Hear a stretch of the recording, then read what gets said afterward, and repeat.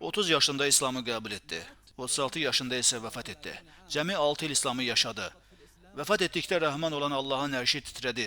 70 min mələk onun cənazəsində iştirak etdi.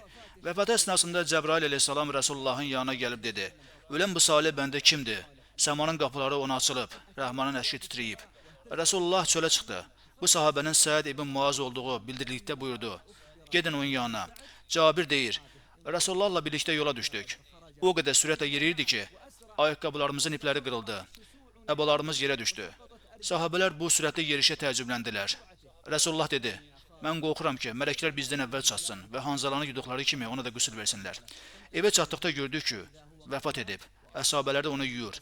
Anası isə ağlayırdı. Rəsulullah sallallahu əleyhi və səlləm dedi: "Ağlayanların hamısı yalancıdır. Yalnız Ümmü Səd istisnadır." Sonra onu qəbrə apardılar. Qəbrə qoyarkən Rəsulullah Allahu Əkbər dedi. Müsəlmanlar təkbir gətirdilər və təkbirlərin səsindən Əlbəqi qəbristanlığı titrədi.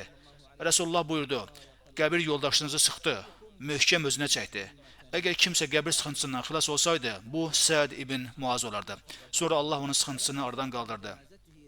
Cənazədən sonra Rəsulullahın sallallahu əleyhi və səlləm gözlərindən yaş axdı, saqqalı islandı və buyurdu: "Bu salih bəndəyə görə Rəhmanın ərşi titrədi, səmanın qapıları açıldı. Yer üzündə bundan əvvəl enməmiş 70 min mələk onun cənazəsində iştirak etdi.